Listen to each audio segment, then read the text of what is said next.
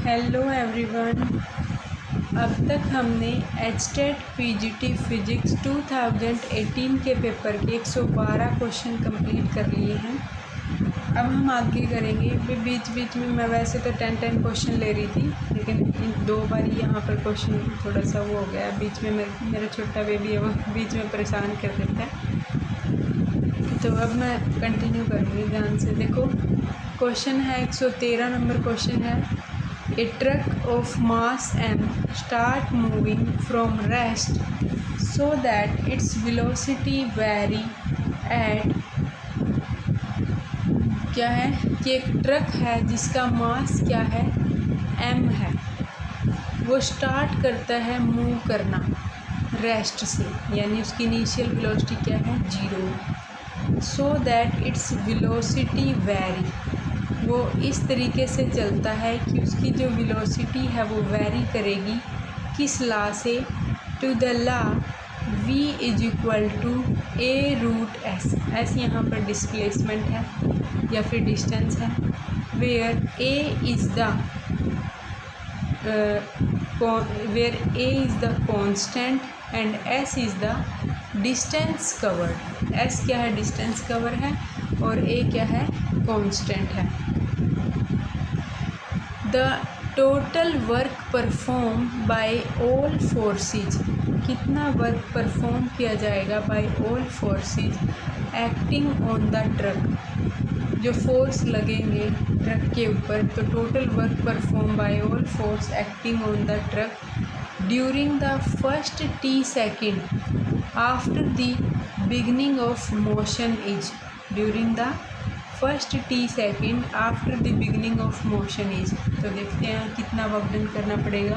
देखो v हमें दिया है, वेलोसिटी वेरी करेगी कैसे? a रूट s से। एक्सेलरेशन को कैसे लिख सकते हैं? एक्सेलरेशन को ये भी लिख सकते हैं v into d v by d s, velocity into d v by d s क्या है? डिस्प्लेसमेंट। लिख सकते हैं ना एक्सेलरेशन को ऐसे भी। देखो एक्सेलरेशन क्या होती है? Velocity by time. टाइम क्या होता है? Velocity is equal to displacement by time. तो टाइम क्या है? Displacement by velocity. अगर नीचे है तो कैसे लिखा जाएगा फिर? D v by d s. ये क्वेश्चन नंबर 1 है। अगर हमें d v by d s निकालना हो इसका, तो कैसे निकलेगा? D v by d s, d by d s of a root s लिखो, या एस की पावर 1/2। ए तो कांस्टेंट है, एस की पावर 1/2 का 1/2 आगे पावर कम हो जाएगी एक, तो आ जाएगा ए बाई 2 रूट एस। इस वैल्यू को हम इक्वेशन नंबर 1 में पुट करते हैं एक्सेलरेशन की। वी की वैल्यू तो ये थी ए रूट एस, और d v by d s की वैल्यू क्या आई? A by 2 root s. तो क्या हो गया? रूट एस कैंसिल, तो a square by 2। Find velocity as a function of time. अब हम क्या फाइंड करते हैं? वेलोसिटी फाइंड करेंगे as a function of time. Initial velocity जो है वो क्या है? Initial velocity v naught equal to 0 and move with constant acceleration. Initial velocity में, यानी कि वो शुरू में रेस्ट पर था, इनिशियल वेलोसिटी क्या है? 0 है, और वो फिर मूव करती है कितनी? मूव विद कांस्टेंट एक्सेलरेशन के साथ, जो कि क्या है? अब रिलेशन है एक, v is equal to v naught plus 8। पता है हमें v equal to u plus 80। V naught यहाँ क्या है? रेस्ट मास की वेलोसिटी है।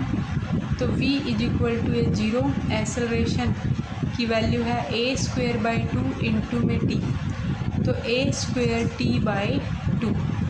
अब हमें निकालना है वर्क डन। तो वर्क एनर्जी थ्योरम क्या है? वर्क एनर्जी थ्योरम के अकॉर्डिंग वर्क जो होता है वो होता है चेंज इन काइनेटिक एनर्जी। तो half m v square minus में half m v naught square, जो चेंज इन काइनेटिक एनर्जी है वो है half m v square minus half m v naught का स्क्वेयर। तो अब हम सोल्व करते हैं। तो वी नॉट 0 है, तो जो ए की एनर्जी बची सिर्फ, यू नॉट वाली तो 0 होगी, हाफ एम वी स्क्वेयर। तो हाफ एम, वी के स्क्वायर की वैल्यू पुट करो ए स्क्वायर टी बाई 2 का स्क्वायर, तो हाफ एम ए की पावर 4 टी का स्क्वायर बाई 4, एम ए की पावर 4 टी का स्क्वायर डिवाइडेड बाई 8। तो ये था हमारा 113 क्वेश्चन। अब हम करते हैं क्वेश्चन नंबर 114। थोड़े से अलग से टाइप के क्वेश्चन हैं, टाइम कंज्यूमिंग ज़्यादा है, लेंथी है ये बहुत सारे क्वेश्चन। हाँ, लेकिन HPSC सब्जेक्टिव पेपर का कुछ नहीं पता, क्या पता इसमें से भी आ जाए। ये देखो 114 नंबर क्वेश्चन है। Consider a hypothetical situation in which charge is uniformly distributed in whole space. एक हाइपोथेटिकल सिचुएशन ले ली जिसमें चार्ज को यूनिफॉर्मली डिस्ट्रीब्यूटेड है वो होल स्पेस में। Consider a hypothetical situation in which charge is uniformly distributed in whole space. If the net flux passing through the surface of an imaginary sphere of radius a will be. Net flux कितना होगा जो पास करेगा, net flux passing through the surface of an imaginary sphere, imaginary sphere के surface से जो पास करेगा net flux कितना होगा, जिसकी रेडियस कितनी है, ए है। तो वो देखते हैं। Understand the uniform charge distribution. सबसे पहले हम ये देखते हैं कि यूनिफॉर्म चार्ज डिस्ट्रीब्यूशन कैसे होता है। Since the electric charge is distributed uniformly throughout the space, कि जो इलेक्ट्रिक चार्ज है वो क्या है, यूनिफॉर्मली डिस्ट्रीब्यूटेड है throughout the space, we can define a constant volume charge density rho. तो हम क्या डिफ़ाइन करेंगे, constant volume charge density define करेंगे रो, जो कि क्या है, charge by volume. Flux through a reference cube of side a, एक क्यूब है जिसकी साइड है ए है, फ्लक्स निकालेंगे उसके through. If we consider an imaginary cube of side length a, तो उसका वॉल्यूम कितना होता है, volume of cube a cube. The charge enclose inside the cube is, density क्या होती है, चार्ज पर यूनिट वॉल्यूम, तो charge enclose inside the cube क्या होगा, density into a cube. According to Gauss law the net electric flux phi through this cube is q by epsilon naught, charge जो है cube का divide by epsilon naught. Charge कितना है, rho a cube divide by epsilon naught. ये आ गया हमारा flux Gauss law के according through this cube. Flux through the imaginary sphere of radius a कितना होगा, पहले हम वॉल्यूम देखेंगे स्फीयर का, 4/3 pi a cube. Total charge enclose within this spherical volume is. अब हम चार्ज निकालते हैं, तो वो चार्ज है जो वो कितना है, क्यू ऑफ स्फीयर, वो है डेंसिटी इंटू में वॉल्यूम ऑफ स्फीयर, जो कि कितना है, density into 4/3 pi a cube. अब फिर फ्लक्स निकालेंगे किसकी हेल्प से, by Gauss theorem. Apply Gauss law to find the flux phi of sphere through the sphere. तो क्या है, phi of sphere is equal to charge of sphere by epsilon naught. तो charge है density into में 4/3 pi a cube divide bye epsilon naught. तो रो a cube by epsilon not की value तो हमने देख ली, पीछे फ्लक्स था क्यूब का, तो विद फ्लक्स फॉर क्यूब, तो जो फ्लक्स है स्फीयर का वो 4/3 पाई ऑफ फ्लक्स ऑफ क्यूब आया। जो स्फीयर का फ्लक्स आया वो कितना है, 4/3 पाई और फ्लक्स ऑफ क्यूब। रिपीट करूँ, देखो क्या है क्वेश्चन हमारा, कि क्वेश्चन है कि एक हाइपोथेटिकल सिचुएशन है जिसमें चार्ज यूनिफॉर्मली डिस्ट्रीब्यूटेड है होल स्पेस में। The net flux passing through the surface of an imaginary sphere of radius a will B, कि कितना होगा इमेजिनरी स्फीयर का जो फ्लक्स होगा। और ये फ्लक्स गिवन है, हाइपोथेटिकल सिचुएशन हमें लेनी है। तो हमने बोला कि पहले हम बात करते हैं यूनिफॉर्म चार्ज डिस्ट्रीब्यूशन कि इलेक्ट्रिक चार्ज अगर यूनिफॉर्मली डिस्ट्रीब्यूटेड है थ्रू आउट द स्पेस, तो हम क्या करेंगे, कांस्टेंट वॉल्यूम चार्ज डेंसिटी लेंगे रो, इसका क्या है चार्ज बाय वॉल्यूम की डेंसिटी क्या होगी कांस्टेंट। फ्लक्स जो होगा एक रेफरेंस क्यूब ले ली हमने जिसकी साइड ए है। If we consider an imaginary cube of side a, its volume of cube is a cube. The charge enclosed inside the cube is rho a cube. According to Gauss law, the net electric flux through this cube is charge of cube by epsilon naught, rho a cube by epsilon naught। अब हमें तो sphere का बताना है, flux through the imaginary sphere of radius a, volume of this sphere is 4/3 pi a cube. Total charge enclose within this spherical volume is density into में volume of sphere, density into 4/3 pi a cube. अब हम क्या करेंगे, apply करेंगे Gauss law to find the flux. तो phi of sphere is equal to charge of sphere by epsilon naught 4/3 pi row a cube by epsilon naught. Replace करेंगे इसको cube से, cube के फ्लक्स से with phi from our cube calculation. तो phi जो है flux जो है स्फीयर का वो 4 पाई बाई 3 टाइम है फ्लक्स जो होता है क्यूब का। नेक्स्ट क्वेश्चन 115 नंबर क्वेश्चन करेंगे। For an amplitude modulated wave for which the maximum amplitude is A while the minimum amplitude is B, the modulation index will be। हमें क्या निकालना है, मॉड्यूलेशन इंडेक्स निकालना है। For an amplitude modulated wave for which the maximum amplitude A है और minimum amplitude B है। Modulation index क्या होता है, maximum amplitude divide by minimum amplitude. तो मैक्सिमम एम्पलीट्यूड देखो A माइनस के B divided by A plus के B, तो डायरेक्ट है कि इसको क्या होगा मॉड्यूलेशन इंडेक्स A माइनस के B divided by A plus के B। नेक्स्ट है क्वेश्चन नंबर 116 जो कि क्या है, एक ऑब्जेक्ट है वो मूव कर रहा है XY प्लेन में।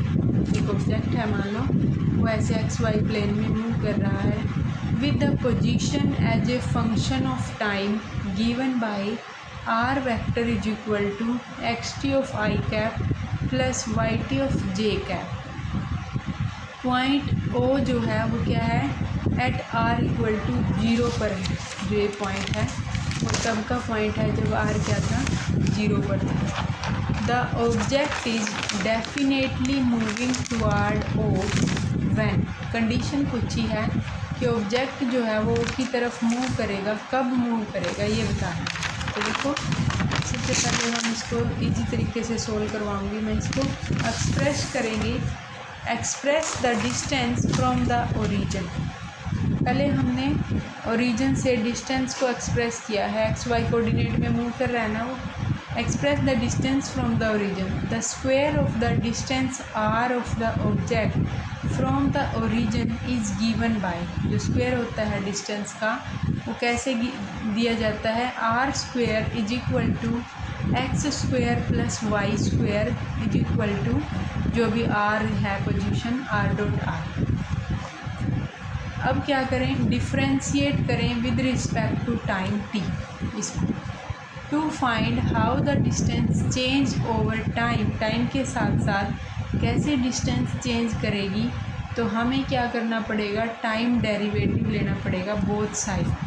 तो d by d t of r square, d by d t of x square plus y square, 2r dr by d t is equal to 2x dx by d t plus 2y dy by d t. 2 सब जगह cancel हो गया। r dr by d t equal to x dx by d t को लिख लिया velocity का x component, y dy by d T क्या है वेलोसिटी का y कंपोनेंट, या फिर इसको ऐसे लिख दिया r dot v. Apply the condition for moving toward the origin. अब हम कंडीशन अप्लाई करते हैं कि वो क्या कर रहा हो, मूव कर रहा हो ओरिजिन की तरफ। For the object to move toward the origin its distance r must decrease over time. तो आर जो है वो डिक्रीज करना चाहिए। D r by d t less than zero होना चाहिए। इसका मतलब आर अगर डिक्रीज कर रहा है, डिस्टेंस कम हो रही है, तो उसका जो डेरिवेटिव है वो लेस देन जीरो आएगा। तो since distance r is always positive, लेकिन डिस्टेंस हमेशा क्या होती है, पॉजिटिव होती है। R greater than zero the term r d r by d t must be negative. ये क्या है, नेगेटिव है, ये पॉजिटिव है। तो जो r into d r by d t है वो मस्ट बी नेगेटिव, यानी कि x into d x by d t plus y into d y by d t less than equal to zero. तो condition थी moving toward origin x v x plus y v y less than zero. अगर हमसे पूछते कि वो move कर रहा है अवे फ्रॉम ओरिजिन, तो फिर तो क्या होना था, आर भी ग्रेटर देन जीरो, तो ये भी वैल्यू पॉजिटिव हो सकती थी। तो x v x plus y v y greater than zero at a constant. अगर पूछते कि एट ए कॉन्स्टेंट डिस्टेंस पर फ्रॉम ओरिजिन, तो क्या होती, एक्स वी एक्स कॉन्स्टेंट है तो d r by d t तो अपने आप ही जीरो हो जाना था। तो x v x plus y v y क्या होता, जीरो। रिपीट करती हूँ क्वेश्चन को, बिना सिर्फ पैसे के क्वेश्चन है, मतलब लग नहीं जाता ऐसे ऐसे क्वेश्चन भी पूछ लेंगे ये स्टेट। तो देखो, express the distance from the origin. सबसे पहले क्वेश्चन देख लो दोबारा से, क्या है, एक ऑब्जेक्ट है वो मूव कर रहा है एक्स वाई प्लेन में with a position as a function of time given by r is equal to x t of I plus y t of j। Point O जो है वो क्या है, r is equal to zero पर है। और क्या पूछा है कि the object is definitely moving toward O when x v x plus y v y less than zero होगा। कैसे होगा, सबसे पहले हमने एक्सप्रेस करी डिस्टेंस को from origin. The square of the distance r of the object from the origin is given by r square is equal to x square plus y square या फिर r dot r। r यही तो होता है position vector. तो differentiate with respect to time to find how the distance change over time, take the time derivative d by d t of r square या फिर d by d t of this का square. तो 2r dr by d t, 2x dx by d t, 2y dy by d t, r dr by d t is equal to x into में v x, y into में v y is equal to r dot v। Apply the condition for moving toward the origin. For the object to move toward the origin distance r must decrease over time. तो dr by d t less than zero. अगर ये less than zero, distance तो positive ही है कि since distance r is always positive, क्योंकि zero के पास जाना है, पॉजिटिव तो है। R greater than zero the term r d r by d t must be positive. तो x d x by d t plus y d y by d t less than zero. Moving toward origin condition I x v x plus y v y less than zero. Away from origin तो x v x plus y v y greater than zero. At a constant distance होता तो x v x plus y v Y equal to zero. और एक और तरीके से कर सकते हैं इसको, देखो हमने इसको पहले ही कोऑर्डिनेट में लिख दिया, एक्स वाई कोऑर्डिनेट में मूव कर रहा है कि आर क्या है, x of t i cap, y of t j cap. A point के लिए मान लेते हैं कि वो ए पॉइंट पर है और उसको हमें ओ पॉइंट पर पहुंचाना है। तो वी एक्स जो होगा वेलोसिटी वो एक्स कंपोनेंट की less than zero, v y horizontal component से वेलोसिटी वो भी डिक्रीज करेगी less than zero. X position तो डिस्टेंस तो ग्रेटर देन जीरो है, वाई ग्रेटर देन जीरो है, तो एक्स इंटू में वी एक्स और वाई इंटू में वी वाई, तो एक पॉजिटिव एक नेगेटिव। तो फॉर पॉइंट बी, अगर बी पॉइंट के लिए देखें तो इसके लिए तो वो लेस देन जीरो आ गया, दूसरे के लिए बी पॉइंट के लिए वेलोसिटी जो है वो ग्रेटर देन है 0 से, वी एक्स कंपोनेंट वेलोसिटी का, वाई कंपोनेंट लेस देन है, तो x less than 0, y greater than 0, तो लेस देन 0। सिमिलरली सी और डी पॉइंट के लिए तो हमारा आंसर आ गया x v x plus y v y less than 0। अब हम करते हैं अपना क्वेश्चन नंबर 117, जो कि क्या है, क्वेश्चन नंबर 117 नंबर क्वेश्चन है, the value of volume integral x square plus y square plus z square d x d y d z will be. Value कितनी होगी वॉल्यूम इंटीग्रल की x square plus y square plus z square d x d y d z will B.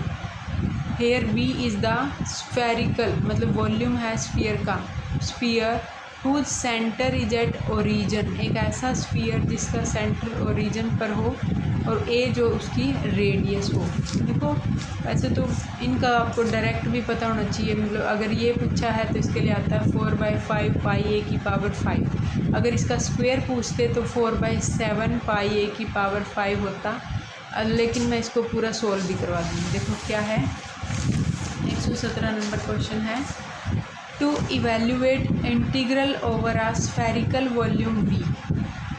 जब हमें triple integral spherical volume v के साथ solve करना है तो क्या करेंगे, transform Cartesian coordinate x y z into spherical coordinate r theta phi. सबसे पहले हमने इसके जो कार्टेशियन कोऑर्डिनेट हैं एक्स वाई जेड, उनको स्फेरिकल कोऑर्डिनेट में चेंज करना है आर थीटा फाई। तो x square plus y square plus z square is equal to क्या है, r square.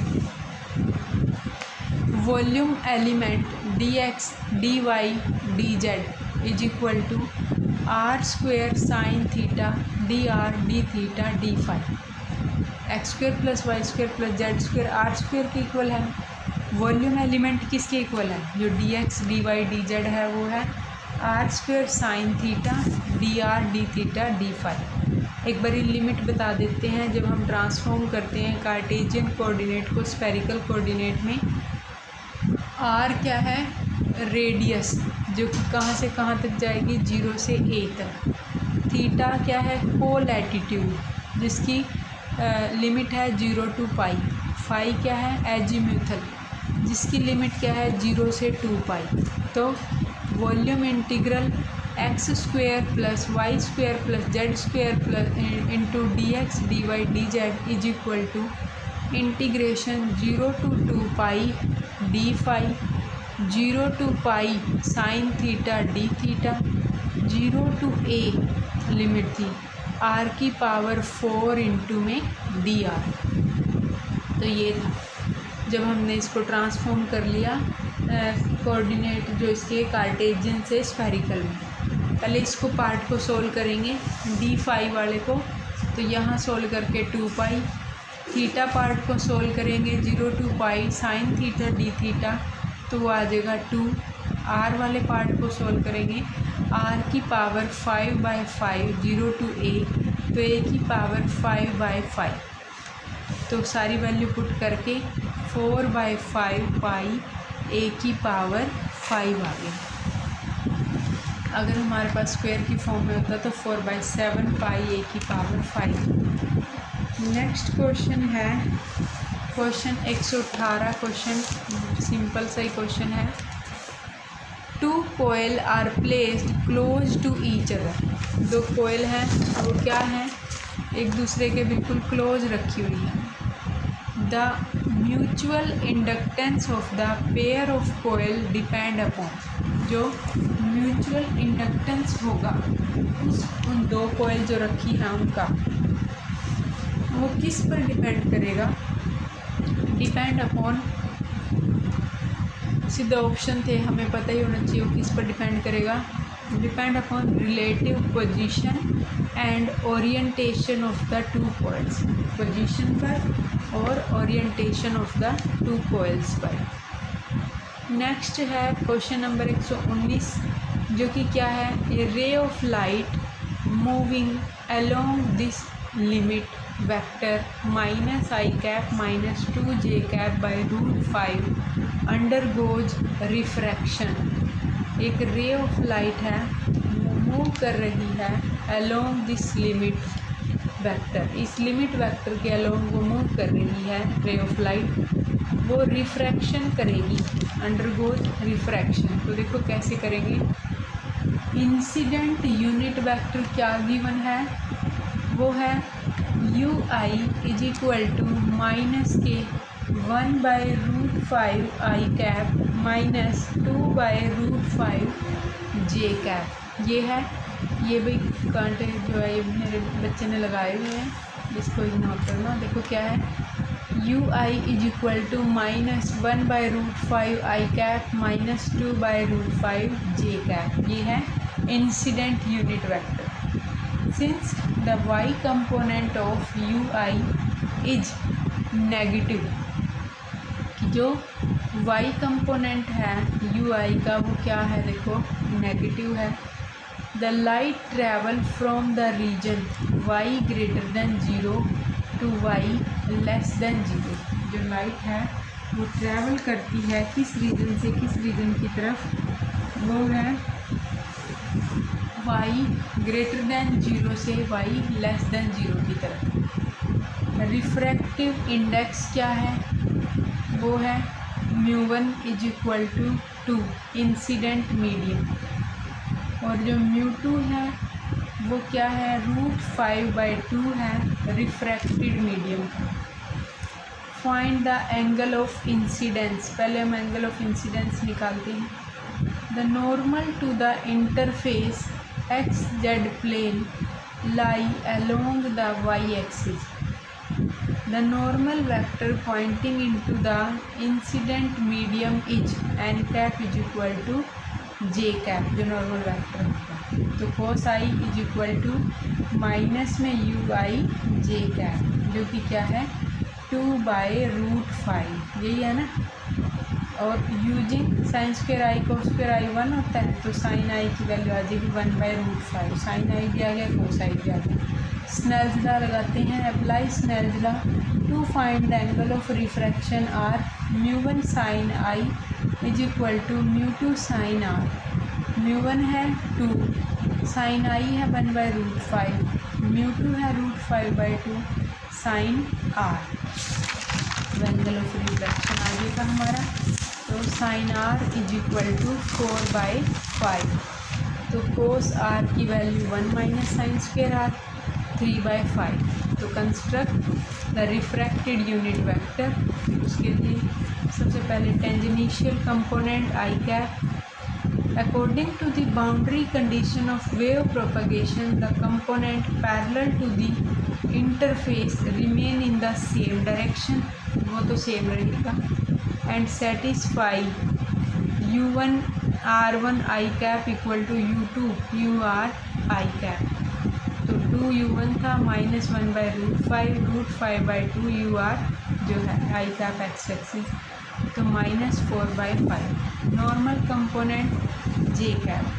Since the ray continue into the y less than 0 region, तो its normal component is negative and its magnitude is 1/cos r। तो क्या आ जाएगा -3/5। तो combine कर लेंगे दोनों को और लिखेंगे u r cap is equal to -4 i cap minus 3j cap by 5। अगर इस तरीके से लेंथी लग रहा है, नहीं समझ में आ रहा, तो देखो कैसे कर सकते हैं इसको। क्वेश्चन ही ऐसे हैं भाई, आप ये सोचोगे भी ऐसे करा रहे हैं, क्वेश्चन ही ऐसे बेकार से हैं। तो इंसिडेंट रे क्या गिवन थी, minus i cap minus 2j cap by √5। I angle निकाल लें, वो क्या होगा sine inverse 1/√5। Sine r by sine i 2/√5/2। Sine r आ गया 4/5। Refraction angle sine inverse 4/5।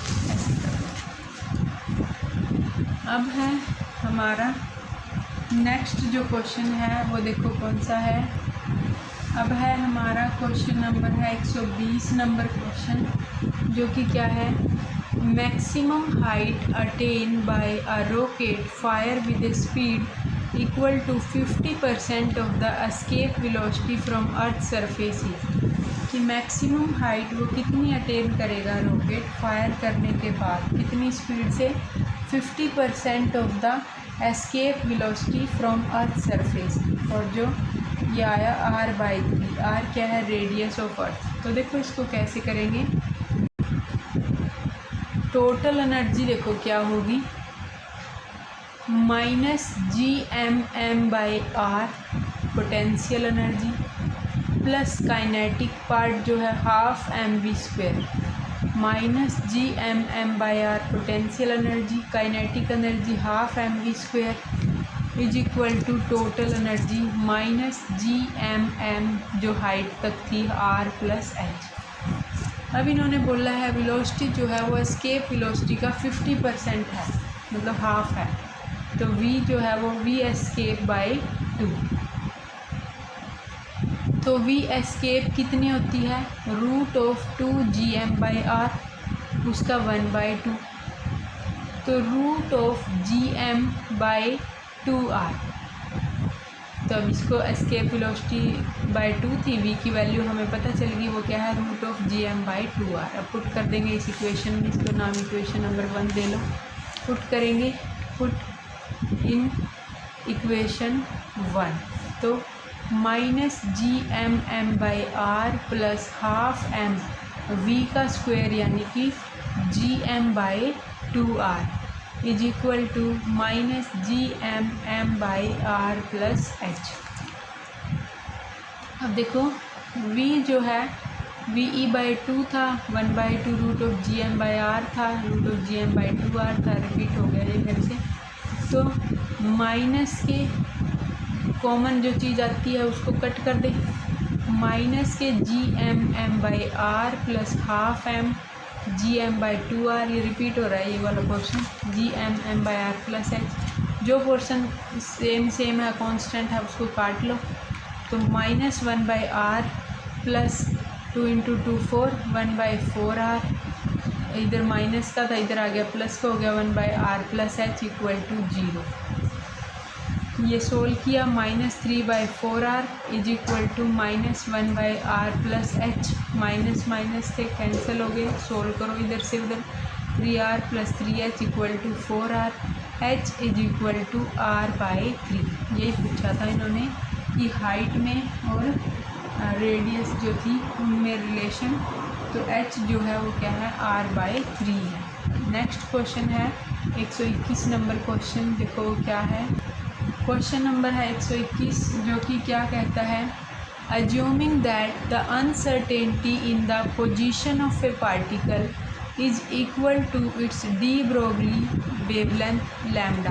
Assume क्या करना है कि जो अनसर्टेनिटी है पोजीशन ऑफ पार्टिकल में वो इक्वल है डी ब्रोगली वेवलेंथ लैम्डा, और जो अनसर्टेनिटी है वेलोसिटी में ΔV इन इट्स वेलोसिटी, वो किसके अप्रोक्सीमेटली दी जाएगी। अनसर्टेनिटी हमें दी हुई है पार्टिकल की पोजीशन की, वेलोसिटी में पूछी, तो देखो कैसे देंगे।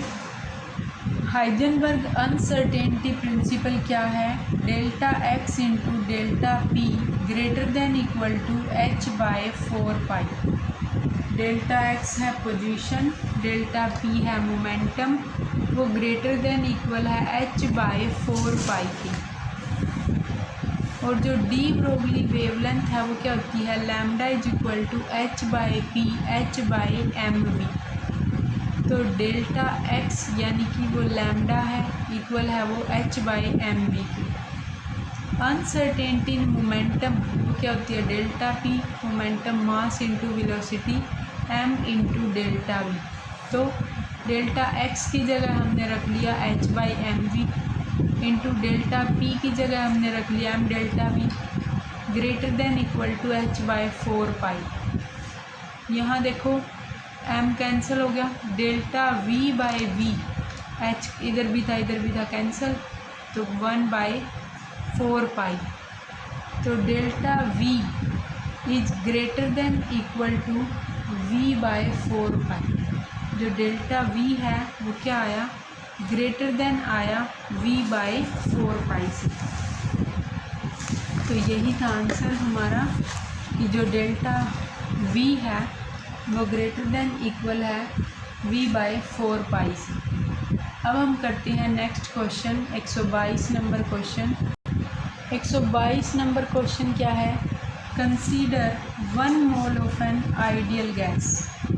1 मोल आइडियल गैस लो for which during its expansion temperature and volume are related as T is equal to T0 plus alpha V square. 1 mole ideal gas लेनी है for which during its expansion temperature and volume का relation है T is equal to T0 plus alpha V square, where T0 and alpha are positive constant. जो T0 है और alpha है वो क्या है? पॉजिटिव कांस्टेंट है।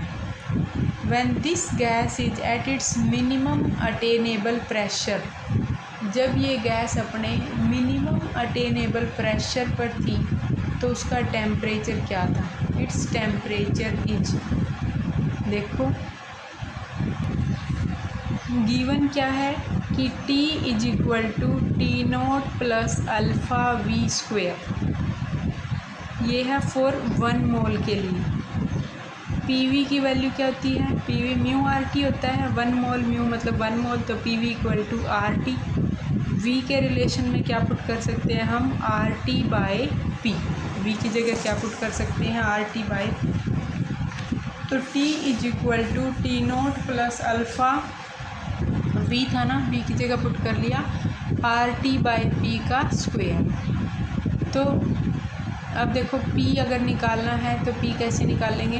T is equal to T0 है तो इधर आएगा T माइनस T0 होएगा, डिवाइड में ये अल्फ़ा आएगा, फिर ये P का स्क्वेयर है ये उधर जाएगा, RT का स्क्वेयर है, अल्फ़ा का RT का स्क्वेयर है, तो P का स्क्वेयर था, रूट ले लेंगे तो क्या आएगा सोल्व करके?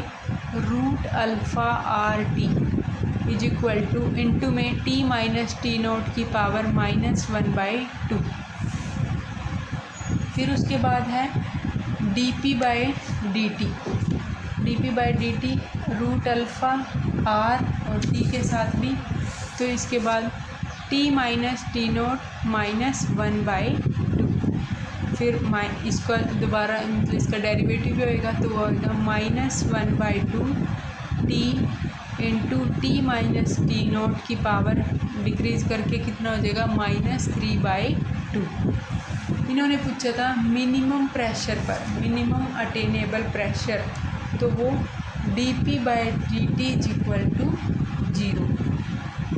तो dP/dt 0 है तो T माइनस के T0 -1/2 is equal to 1/2 T minus T0 की power -3/2। T minus T0 is equal to T/2। देखो इसको सोल्व करके 3/2 है ये, तो किसके इक्वल आ गया? T/2T। उधर गया 2T minus 2T0 is equal to T, तो T की वैल्यू क्या आ गई? 2T0। ये हमारा सोल्व हो गया। अब हम करते हैं 123 नंबर क्वेश्चन। वो देखो क्या है? 123 नंबर क्वेश्चन है the half life of a particle of mass 1.6 into 10⁻⁻36 kg is 6.93 second. Half life जो है एक पार्टिकल का जिसका मास गिवन है वो है half life 6.93 second and a beam of each particle is travelling with kinetic energy of each particle being 0.05 electron volt. और जो बीम है पार्टिकल का वो ट्रैवल करता है कितनी काइनेटिक एनर्जी से? 0.05 इलेक्ट्रॉन वोल्ट से। The fraction of particle which will decay when the beam travel a distance of 1 metre. हमें निकालना है फ्रैक्शन पार्टिकल का जो डिके करेगा जब बीम क्या करे? ट्रैवल करे एक distance of 1 metre. Half life कितने मास का? वो है 6.93 second. Kinetic energy of each particle being 0.05 electron volt, the fraction of particle which will decay when the beam travel a distance of 1 metre each. देखते हैं कैसे करेंगे। मास कितना दिया है 1.6 इंटू 10⁻⁻26 के, half life time 6.93 second, distance 1 metre, energy 0.05 electron volt. Energy क्या होती है काइनेटिक एनर्जी हाफ mv², जो कितनी है 0.05 इलेक्ट्रॉन वोल्ट से जूल में कन्वर्ट कर ली तो 1.6 इंटू 10⁻⁻19 जूल। v², उधर से मास की वैल्यू दे रखी थी, पुट करी, v² की वैल्यू आ गई 10⁻6, यानी v की वैल्यू आ गई 10⁻³ मीटर पर सेकेंड। टाइम क्या होता है डिस्टेंस बाय वेलोसिटी, डिस्टेंस 1 थी, वेलोसिटी 10⁻³ तो 0.001 second. n/n0 is equal to 1 minus e⁻के लैम्डा टी। n/n0 का फॉर्मूला होता है ना ये 1 माइनस e⁻ के लैम्डा टी, तो n/n0 is equal to 1 minus e⁻लैम्डा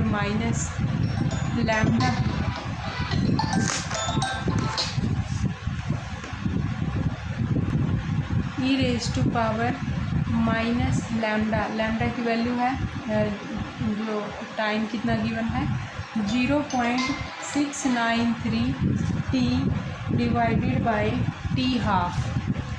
तो इसको पुट करेंगे n/n0 equal to 1 minus e⁻, सारी वैल्यू पुट करेंगे t हाफ की भी टाइम की भी, तो n/n0 आ गया 1 माइनस e⁻-10⁻⁴।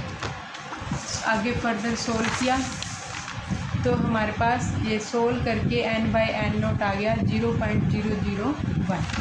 तो यही था कि कितनी है 0.001। अब हम करते हैं क्वेश्चन नंबर 124 नंबर क्वेश्चन है for a varying current I is equal to I1 cos omega t plus I2 sin omega t, the root mean square will be. एक करंट है जो वेरी कर रहा है, I क्या है I1 cos omega t plus I2 sin omega t, क्या निकालना है the root mean square will be. तो देखो I क्या है I1 cos omega t plus I2 sin omega t। I1 को हमने लिख दिया I sin थीटा, सोल्व करने के लिए अपने आप ही I sin थीटा। I2 जो है I2 को लिख दिया I cos थीटा। I1 का स्क्वायर प्लस I2 का स्क्वायर करते हैं, I1 का स्क्वायर किया यानी कि I sin थीटा का स्क्वायर, I2 का स्क्वायर यानी कि I cos थीटा का स्क्वायर। तो I कॉमन ले लो तो I square sine square theta plus cos square theta is equal to I का स्क्वायर। तो I का स्क्वायर I जो है किसके इक्वल हो गया I1 का स्क्वायर प्लस I2 का स्क्वायर का रूट। हमें निकालनी थी रूट मीन स्क्वायर वैल्यू, जो कि क्या होती है IRMS का I का 1/√2। तो IRMS is equal to I/√2। तो I1 का स्क्वायर प्लस I2 का स्क्वायर डिवाइड बाई √2 था, तो दोनों पे रूट था, इकट्ठा ही लगा दिया I1 square plus I2 square by 2। Next है क्वेश्चन नंबर 125। दो रोड हैं मेड फ्रॉम सेम मटेरियल की है and of the same length have radii in the ratio R1:R2 equal to 1:2। दो रोड हैं सेम मटेरियल की हैं, सेम लेंथ की हैं, रेडियाई है R1:R2 1:2। If these rod are subjected to the same torsional couple then ratio of the angle of twist for the rod will be. अगर these rod subjected to the same torsional couple, ratio बतानी है angle of twist की for the rod will B.